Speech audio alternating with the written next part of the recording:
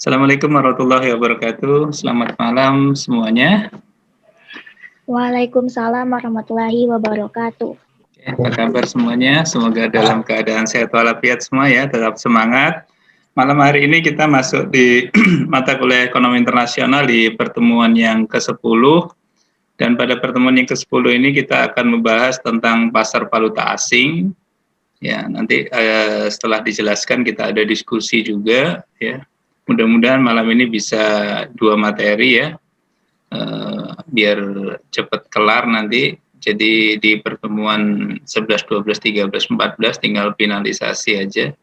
Karena ada 15 kelompok. Ya, kalau malam ini bisa ke kelompok 11 maka sudah berkurang materi kita nanti untuk sampai dengan persiapan UAS.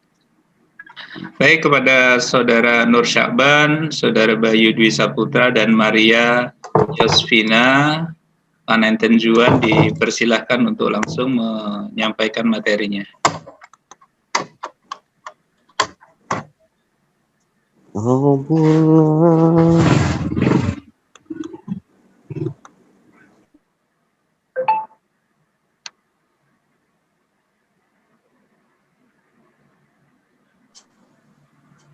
Oke, silakan bicara yang presentasi saja, yang lain di unmute.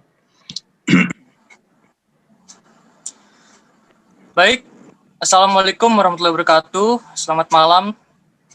Pertama-tama saya ucapkan puja dan puji syukur kepada Tuhan Yang Maha Esa, karena ialah kita dapat berkumpul pada malam hari ini. Dan yang kedua, saya ucapkan terima kasih kepada Bapak Sunarto selaku dosen pada malam hari ini. Dan yang ketiga, saya ucapkan terima kasih kepada teman-teman semua. Pada malam ini, kami kelompok 10 akan menyampaikan tentang pasar valuta asing. Sebelum itu, saya akan memperkenalkan kelompok saya. Yang pertama, saya Nur Syakban selaku moderator. Yang kedua, Bayu Dwi Saputra. Yang ketiga, ada Maria Yosefina Paneten Juan. Untuk materi pertama, saya serahkan kepada Bayu Dwi Saputra. Terima kasih kepada Nur Syakban. Saya akan melanjutkan hasil presentasi kita pada malam ini tentang pengertian pasar valuta asing. Valuta asing merupakan alat pembayaran yang digunakan untuk melakukan pembayaran kepada seseorang atau negara lain, atau membiayai transaksi ekonomi keuangan internasional. Bank sentral menetapkan nilai tukar atau kurs yang berlaku untuk bank dan lembaga keuangan setiap harinya. Pada bursa, pasar bursa valuta asing adalah suatu tempat perusahaan atau bank, lembaga keuangan, dan lain-lainnya dapat melakukan transaksi keuangan internasional dengan jalan melakukan permintaan dan penjualan atas valuta asing.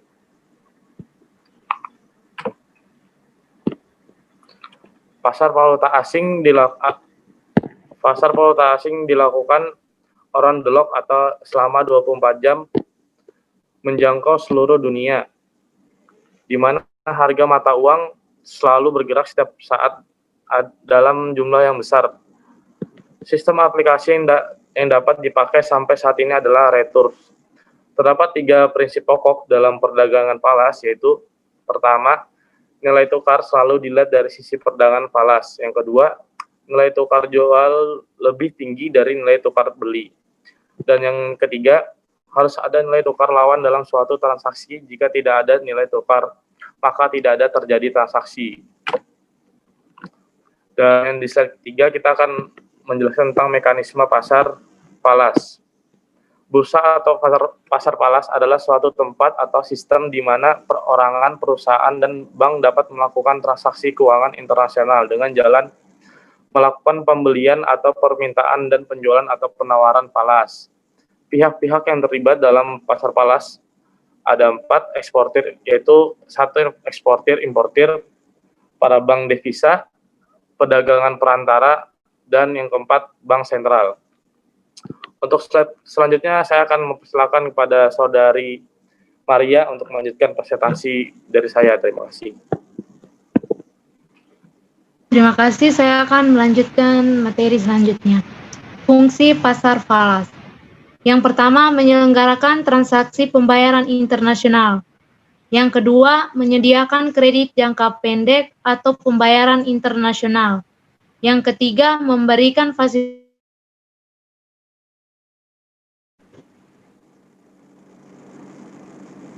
Contoh transaksi.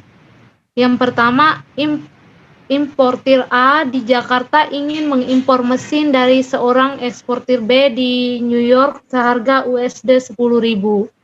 Karena pembayaran harus dilakukan dalam USD, maka importir A di Jakarta sebagai nasabah harus datang ke bank devisa untuk membeli atau meminta USD dengan menjual atau menawarkan rupiah.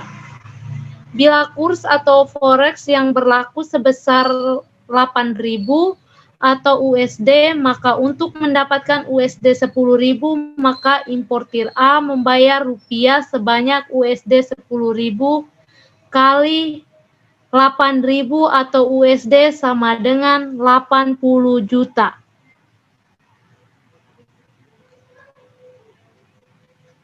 Sistem kurs valuta asing. Terdapat 3 macam sistem kurs. Yang pertama, fixed exchange rate, yang kedua floating exchange rate, yang ketiga pegged exchange rate. Selanjutnya, materi selanjutnya akan dilanjutkan oleh Saudara Nur Saban. Baik, terima kasih untuk Saudari Maria. Selanjutnya, exchange rate atau kurs tetap. Apa sih dalam sistem kurs ini? Mata uang suatu negara terdapat di negara lain didasarkan pada standar emas. Suatu negara dikatakan memakai standar emas apabila, pertama, nilai mata uangnya dijamin dengan nilai seberat emas tersebut. Kedua, setiap orang boleh membuat serta melebur uang emas. Yang ketiga, pemerintah sanggup membeli atau menjual emas dalam jumlah yang tidak terbatas pada harga yang sudah ditetapkan oleh pemerintah. Selanjutnya, floating exchange rate atau kurs mengambang. Sistem kurs yang ditetapkan melalui mekanisme kekuatan permintaan dan penawaran pada bursa falas. Sistem kurs ini dibagi menjadi 2. Yang pertama, sistem kurs mengambang murni atau bebas, clean float, French floating rate. Yang kedua, sistem kurs mengambang terkendali atau dirty float, managed float system. Baik, selanjutnya pegged exchange rate system atau snake system. Sistem nilai tukar ini ditetapkan dengan cara mengaitkan nilai tukar mata uang suatu negara dengan nilai tukar mata uang negara lain atau sejumlah uang tertentu. Contoh mata uang beberapa negara Afrika yang dikaitkan dengan mata uang Prancis, GBS atau Current Board System. Baik, segitu aja dari kelompok kami. Selanjutnya kami akan membuka tanya jawab. Untuk kepada teman-teman, dipersilakan.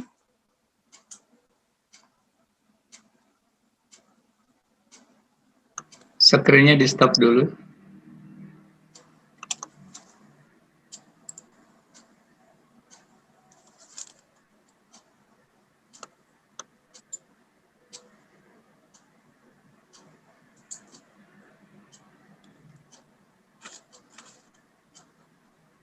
Oke, tidak ada yang chat ini pertanyaannya. Saya ingin boleh tanya, Kak?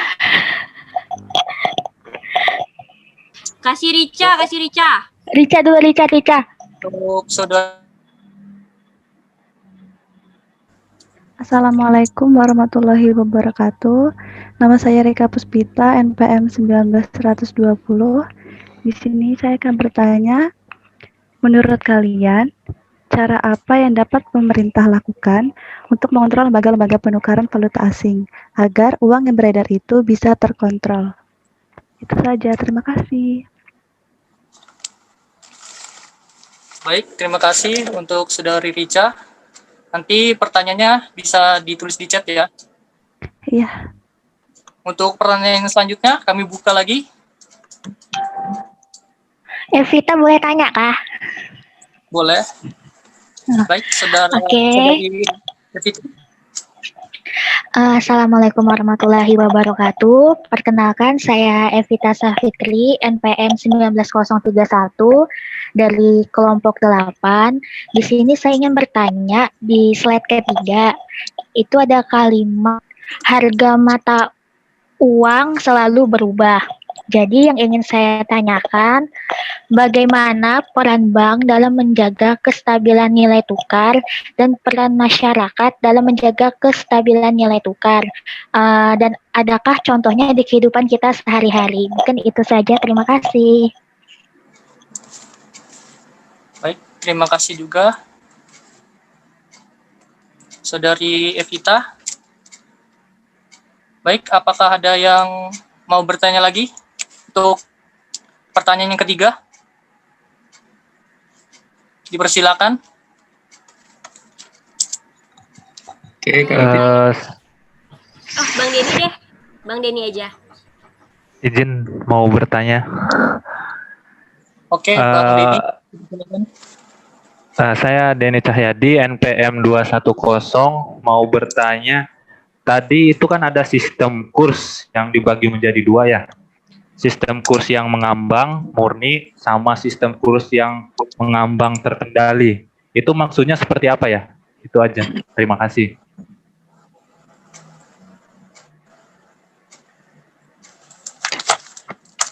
Baik, terima kasih juga untuk Saudara Denny.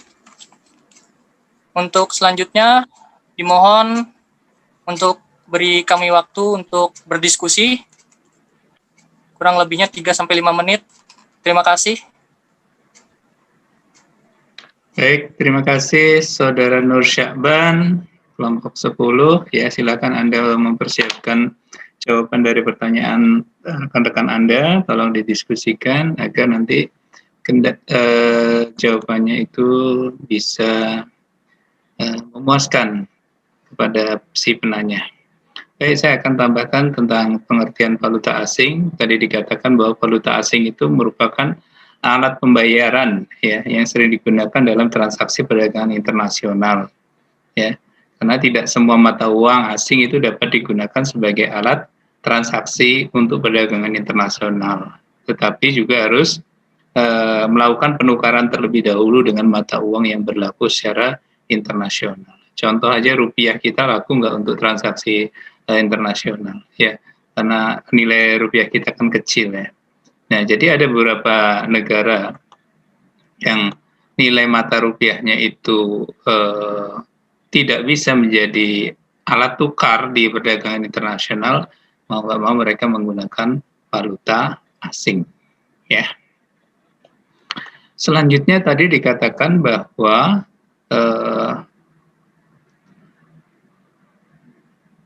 valuta asing itu di suatu negara itu dipertukarkan dengan mata uang lainnya. Artinya ya mata uang negara itu mungkin saya katakan tadi tidak bisa digunakan untuk transaksi, maka mereka harus melakukan penukaran dengan valuta asing. Kalau valuta asing kan bisa digunakan sebagai alat transaksi untuk di semua negara seperti itu.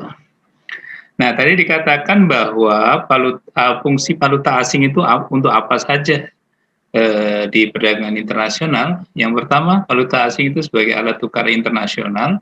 Jadi semua bangsa, semua negara dapat menggunakan valuta asing sebagai alat tukar internasional. Kemudian sebagai pengendali kurs ya, pengendali kurs. Dikatakan pengendali itu sebagai alat pengendali kurs mata uang suatu negara yang sering juga mengalami pergolakan ya, pergolakan naik turun gitu dengan adanya kurs rupiah ke dolar contoh ya. Maka dapat diketahui apakah nilai tukar rupiah itu semakin naik atau semakin turun ya. Kemudian yang ketiga itu untuk memperlancar perdagangan internasional. Jadi untuk memperlancar perdagangan internasional dapat digunakan tadi valuta asing, ya. Kemudian selanjutnya itu sebagai alat pembayaran, ya. Pertama sebagai alat tukar, kedua pengendali kurs, kemudian ketiga alat memperlancar perdagangan internasional, dan yang terakhir itu sebagai alat pembayaran internasional. Nah, tadi tidak diberikan contoh sih ya, diberikan contoh sama siapa tadi, Yosefin ya. Yosefin kurs antara rupiah ke dolar tadi sudah diberikan juga contoh agar ya rekan-rekan tahu lah ya, rekan-rekan tahu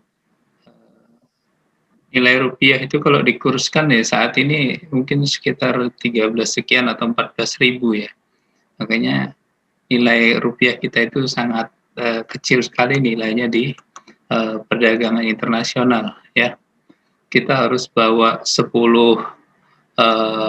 peti ya untuk membeli satu unit alat di luar negeri sana gitu lah ya. Kalau kita harus membawa nilai rupiah kita, tapi dengan dolar hanya berapa lembar saja. Ya, saya katakan kalau saya keluar negeri itu saya sangat sedih sekali. Nilai rupiah kita itu tidak ada harganya ya. Artinya contoh nggak usah jauh lah ke negara terdekat aja, Singapura ya. Uang kita 1.300.000 itu kalau 50-an ribu itu kan ya dompet kita penuh ya. Tapi ditukar di Singapura hanya ditukar satu lembar. Uangnya merah gitu ya. Namanya US Singapura ya. Dolar Singapura ya. Dapat satu lembar ya. Dompet kita yang penuh tadi jadi kosong gitu ya. Diganti satu lembar. Itu belum ditukar dengan nilai mata uang euro atau pound sterling atau US dollar ya. Itu lebih kecil lagi ya nilai rupiah kita. Kita mengenal ribu dan juta ya. Mereka hanya satuan ya. $1 senilai 13.800 contoh. Kita harus mengatakan 13.800. Mereka hanya bilang $1. Andai nilai kita Rp1 ya, Rp1 itu bernilai sebegitu ya, contoh Rp1 Indonesia ya dikonversi dengan nilai mata uang Thailand baht gitu ya, Rp1 Indonesia senilai 100 baht gitu. Wah enak, kalian jalan-jalan terus ke luar negeri pasti shopping terus ya. Orang nilai rupiahnya rendah aja Indonesia itu terkenal di luar negeri sebagai orang yang suka belanja gitu. Makanya kalau ke Cina ya, ke Australia, kemana lagi, ke Thailand gitu ya, ya mereka banyak bisa bahasa Indonesia, tahu dari Hadi lucu banget.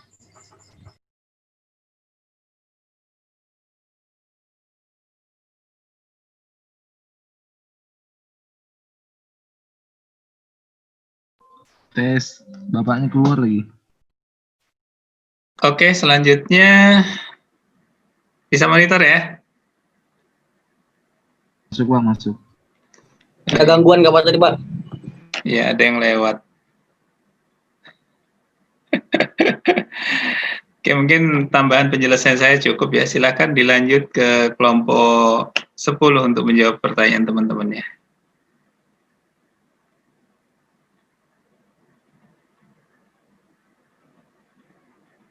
Silakan, Nur Syaban. Baik, terima kasih Bapak.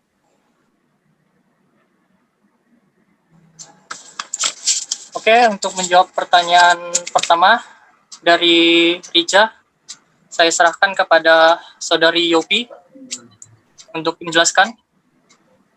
Ya baik, terima kasih. Saya akan menjawab pertanyaan dari Saudari Rica. Pertanyaannya, menurut kalian cara apa yang dapat pemerintah lakukan untuk mengontrol lembaga-lembaga penukaran valuta asing agar uang yang beredar itu bisa terkontrol? Jawabannya di sini ada 5 cara. untuk mengontrol. Yang pertama, operasi pasar terbuka, yaitu cara mengendalikan uang yang beredar dengan menjual atau membeli surat berharga pemerintah. Cara yang kedua, fasilitas diskonto, yaitu pengaturan jumlah uang yang beredar dengan memainkan tingkat bunga bank sentral pada bank umum. Cara yang ketiga, rasio cadangan wajib, yaitu mengatur jumlah uang yang beredar dengan memainkan jumlah dana cadangan dengan memainkan jumlah dana cadangan perbankan yang harus disimpan pada pemerintah. Yang keempat, himbauan moral adalah kebijakan moneter untuk mengatur jumlah uang beredar dengan jalan memberi himbauan kepada pelaku ekonomi. Contohnya seperti menghimbau perbankan memberi kredit untuk berhati-hati dalam mengeluarkan kredit untuk mengurangi jumlah uang yang beredar dan menghimbau agar bank menjamin uang lebih ke bank sentral untuk memperbanyak jumlah uang yang beredar pada perekonomian. Maaf, tadi 4 cara bukan 5. Bagaimana saudari Rica bisa mengerti? Ya, dimengerti. Terima kasih atas jawabannya, Saudara Yopi. Ya, terima kasih atas pertanyaannya.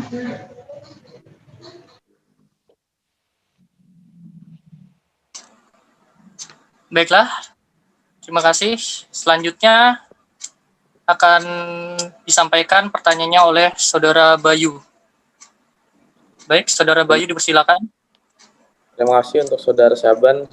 Saya akan menjawab pertanyaan dari Saudari Evita, tentang bagaimana peran Bank Indonesia dalam menjaga kestabilan nilai tukar rupiah dan peran masyarakat dalam menjaga kestabilan. Yaitu peran masyarakat dalam menjaga kestabilan sebagai masyarakat, tanpa kita sadari sebenarnya kita sudah berkaitan langsung dengan kestabilan sistem keuangan atau disingkat sebagai SSK. Misalnya dengan memiliki kartu kredit, kartu kepemilikan rumah, kredit kendaraan bermotor, dan sebagainya. Semua catatan tentang hutang maupun cicilan kita tersebut langsung terintegrasi dengan Bank Indonesia, dan salah satu tugas Bank Indonesia adalah untuk menjaga kelancaran sistem pembayaran. Dan untuk contoh-contohnya, yaitu satu, untuk menetapkan dan melaksanakan kebijakan moneter. Yang kedua, mengatur dan menjaga kelancaran sistem pembayaran. Dan yang ketiga, mengatur dan mengawasi bank. Terima kasih. Untuk Saudara Evita, apakah jelas jawaban dari saya? Iya, Saudara Bayu, makasih ya atas jawabannya. Oke, sama-sama Saudara Evita. Saya persilakan untuk Saudara Syaban untuk melanjutkan.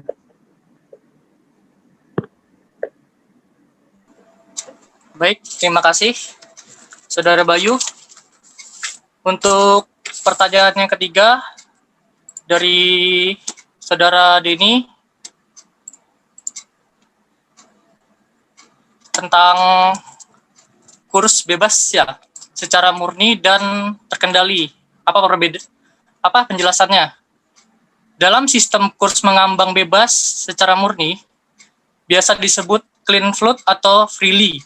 Dalam sistem ini kurs ditentukan oleh mekanisme permintaan dan penawaran mata uang yang ada di pasar valuta asing tanpa campur tangan pemerintah. Berdasarkan sistem ini, kurs akan bergerak naik turun atau mengambang secara bebas sesuai dengan kondisi atau kekuatan pasar. Yang kedua, sistem kurs mengambang terkendali. Sistem kurs mengambang terkendali biasanya disebut dirty float atau managed float system, yaitu penentuan kurs di pasar valuta asing dengan interface atau campur tangan pemerintah. Pemerintah mempengaruhi kekuatan pasar dengan berbagai kebijakan di bidang moneter, fiskal, dan perdagangan luar negeri. Baik, itu aja jawabannya. Bagaimana untuk jawabannya, Saudara Denny? Mantap, mantap. Terima kasih. Baik, terima kasih juga. Silakan closing. Baik, untuk menutup semuanya, kurang lebihnya kami mohon maaf atas kesalahan dan kekhilafan dari kelompok kami. Akhir kata, wassalamualaikum warahmatullahi wabarakatuh. Waalaikumsalam. Waalaikumsalam warahmatullahi wabarakatuh.